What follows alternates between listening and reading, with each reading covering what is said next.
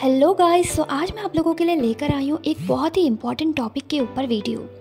जी हाँ, आप सभी का स्वागत है हमारे चैनल में, जहाँ पर हम लेकर आए हैं आपके लिए नर्सिंग कोर्स के बारे में पूरी जानकारी, जिससे आपको और आपके सही और अच्छे करियर को चूज़ करने के लिए अच्छा बनाने में हेल्प मिलेगी।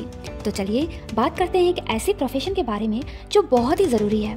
खास करके आप आसपास देखने की कोशिश करेंगे तो आपको लगेगा कि कितना इम्पॉर्टेंट प्रोफेशन है ये, लेकिन इस प्रोफेशन में उतनी ही ज़्यादा जिम्मेदारियां भी हैं जो आपको निभानी पड़ती हैं। मैं बात कर रही हूँ नर्सिंग प्रोफेशन की। जी हाँ, नर्स ऐसे प्रोफेशंस होते हैं जिन्हें बीमार और घायल लोगों की केयर करने के लिए ट्रेन किया जाता है। अगर आपको लोगों की मदद करना अच्छा लगता है और घायल जख्मी लोगों की सेवा करके दिल से खुशी मिलती है, तो आपके लिए नर्सिंग एक बहुत ही अच्छा और सेटिस्फाइंग करियर ऑप्शन बन सकता है। नर्सिंग कोर्स करने के लिए आपके पास कई कोर्स ऑप्शन होते हैं, जैसे कि ANM, GNM, BSc nursing, MSc nursing. आप इनमें से कोई भी कोर्स कर सकते हैं और नर्सिंग ऑफिसर बन सकते हैं। और आज हम इस वीडियो में आपको बताते हैं कि नर्सिंग कोर्स क्या है और आप इन्हें किस तरह पूरा कर सकते हैं, और इसको पूरा करने के बाद आप कैसे आगे अपने करियर को आगे बढ़ा सकते हैं। तो चलिए शुरू करते हैं नर्सिंग से जुड़े खास कोर्सेज के बारे में ज़रूरी जानकारियाँ लेते हैं। तो सबसे पहले बात करते हैं ANM यानी कि ऑक्सिलरी नर्स मिडवाइफरी। ये 1 से 2 साल का कोर्स होता है, जिसकी ड्यूरेशन 1 से 2 साल की होती है, जो कि उसके इंस्टीट्यूट पर डिपेंड करती है। इस कोर्स को करने के लिए आपका 10th + 2 क्लास क्लियर करना ज़रूरी होता है। आर्ट्स साइंस स्ट्रीम के स्टूडेंट्स दोनों ही इस कोर्स को कर सकते हैं। इस कोर्स को करने के लिए स्टूडेंट्स का क्वालिफाइंग एग्जाम में 40 to 50% मार्क्स गेन करना ज़रूरी होता है।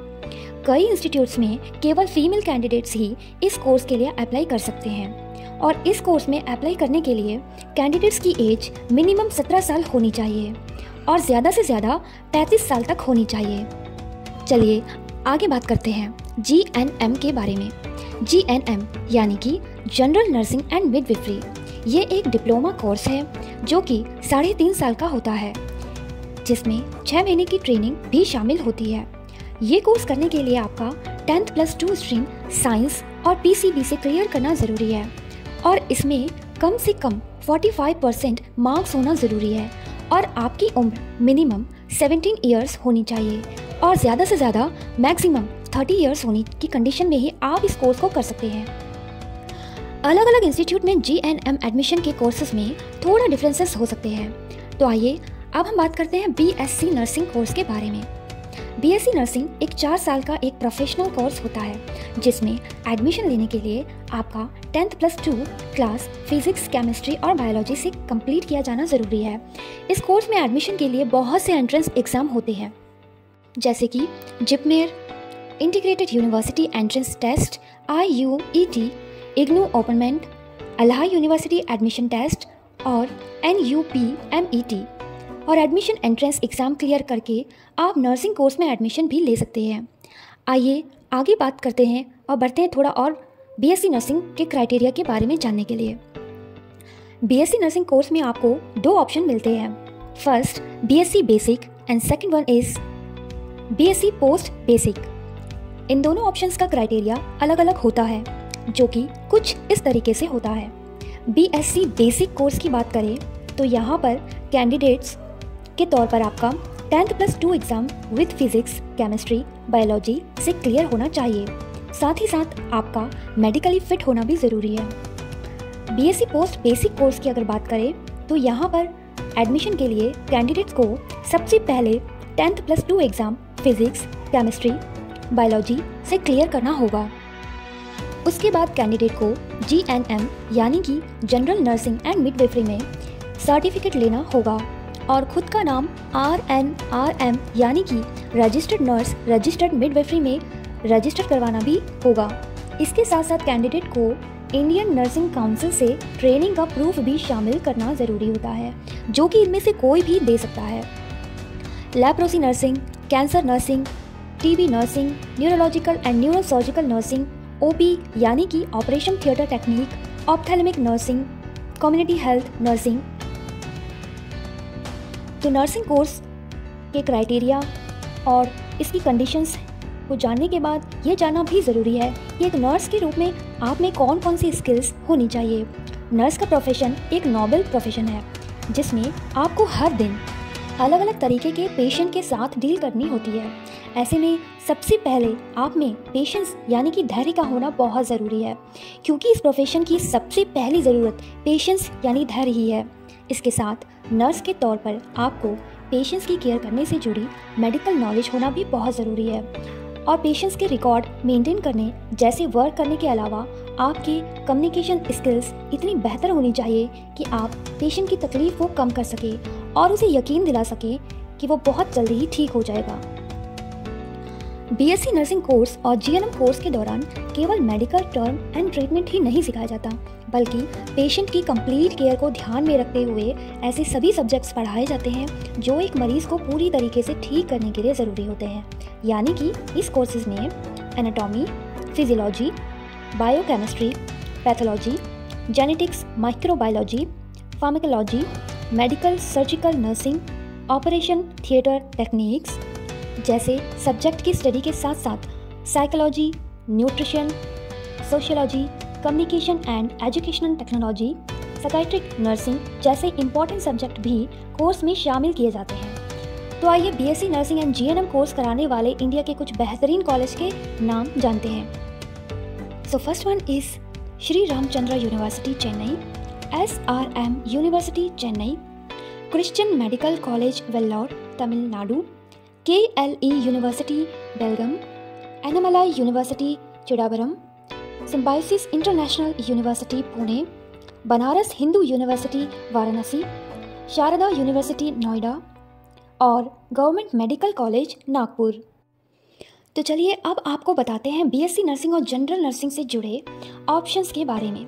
बीएससी नर्सिंग के करने के बाद आपके पास बहुत से करियर ऑप्शंस खुल जाते हैं, और हॉस्पिटल्स और नर्सिंग होम्स के अलावा डिफेंस सर्विसेज और इंडस्ट्रियल हाउसेस, रेलवेज, फैक्ट्रीज जैसी मेजर इंडस्ट्रीज में आप अप्लाई कर सकते हैं, और इनमें से कोई भी ऑप्शन चूज कर सकते हैं, जैसे nurse, nursing assistant, junior psychiatric nurse, ward nurse, infection control nurse, home care nurses, nursing assistant supervisor, nursing educator, nursing manager, care provider, researcher and counsellor. तो आगे बढ़ते हैं और बीएससी नर्सिंग जीएनएम से जुड़ी टॉप रिक्रूटर कंपनीज के बारे में अगर बात की जाए तो वो कुछ इस तरीके से हैं: Apollo hospital enterprises, Fortis, Columbia Asia hospital, Medanta Medicity hospital, max hospital, Manipal hospital, global hospital. तो ये तो हो गई कंपनीज की बात। अब आगे बीएससी और जीएनएम नर्सिंग करने के बाद जब आप आगे जॉब के लिए अप्लाई करेंगे तो आपको कॉलेज या इंस्टीट्यूट के रिकॉर्ड और आपके वर्क एक्सपीरियंस के बेस पर आपको सैलरी मिलेगी, जो कि कुछ हद तक उस ऑर्गेनाइजेशन पर भी निर्भर करेगी। जैसे प्राइवेट हॉस्पिटल्स है तो अलग सैलरी का क्राइटेरिया रहेगा, पर अगर कॉर्पोरेट हॉस्पिटल है तो कुछ अलग तरीके का सैलरी का क्राइटेरिया रहेगा। जहाँ पर भी आप जॉब करने के लिए अप्लाई करेंगे, सैलरी अंदाजे के तौर पर ये कहा जा सकता है कि बीएससी नर्सिंग हर कैंडिडेट के स्किल्स को और वर्क एक्सपीरियंस के अकॉर्डिंग लगभग होते रहेंगे। 3 लाख पर एक। तो बीएससी नर्सिंग और जीएनएम करने के बाद अगर आप जॉब करना चाहें तो इससे जुड़े करियर ऑप्शंस और सैलरी के बारे में आपने जान लिया है। लेकिन आप अगर बीएससी नर्सिंग और जीएनएम करने के बाद जॉब करने के बजाय आगे स्टडी करना चाहते हैं, तब भी आपके लिए बहुत सारे ऑप्शंस रहते हैं। तो इन ऑप्शंस के बारे में जानते हैं। So first one is master of science यानी कि MSc nursing, master of science MSc biology technology, master of science MSc neuro science, master of science renal science and dialysis technology, master of science medical microbiology and medical biochemistry, master of science MSc medical sociology, post graduate programme in public health management यानी कि PGPPHM, और साथ ही MBA in pharmaceutical management. तो आप चाहें तो master degree लेने के बाद MPhil या PhD भी कर सकते हैं। और हायर एजुकेशन के बाद आपको मिलने वाली करियर ऑप्शंस और सैलरी पैकेज भी बीएससी नर्सिंग और जीएनएम करने के बाद जॉब करने की तुलना में काफ़ी बेहतर हो सकते हैं। तो ये तो आप जानते ही हैं, इसीलिए अपने लिए सही कोर्स और करियर ऑप्शंस चुनिए ताकि बिना किसी परेशानी के आप आसानी से अपना मनचाहा मुकाम पा सके। तो दोस्तों, कैसा लगा आपको हमारा ये वीडियो और इस करियर ऑप्शंस के बारे में आपकी क्या राय है, हमें कमेंट बॉक्स में ज़रूर बताएं। और इसी के साथ जो लोग नर्सिंग प्रोफेशन का कोर्स करना चाहते हैं उन्हें ये वीडियो ज़रूर शेयर करें।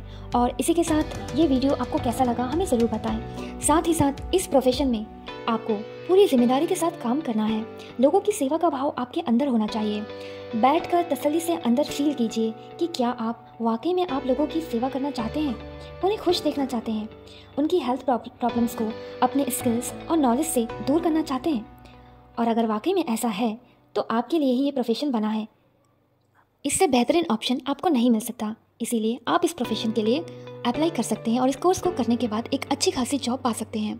तो दोस्तों, यहाँ पर मैंने आपको बताया नर्सिंग के बारे में, नर्सिंग कोर्स क्या होता है इसके बारे में, और नर्सिंग कोर्स को करने के बाद आपके पास क्या क्या करियर ऑप्शंस बनते हैं उन सब के बारे में, और प्राइवेट और कॉर्पोरेट हॉस्पिटल में आपका सैलरी पैकेज क्या रहता है उसके बारे में। सो अभी नेक्स्ट वीडियो में आपको गवर्नमेंट में जो आपको सैलरी मिलती है उसके लिए एक अलग से वीडियो बनाऊंगी।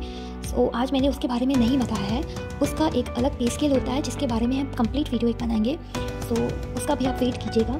और ये वीडियो आपको कैसा लगा आप कमेंट बॉक्स में ज़रूर बताइएगा, और उन सारे लोगों के साथ ज़रूर शेयर कीजिएगा जो इस कोर्स को करने की सोच रहे हैं और कंफ्यूज हैं, उन्हें नहीं पता है, तो आप शेयर कर सकते हैं। सो thank you so much for watching this video. Do comments if you like this video and hit the like button and subscribe for more videos. Thank you.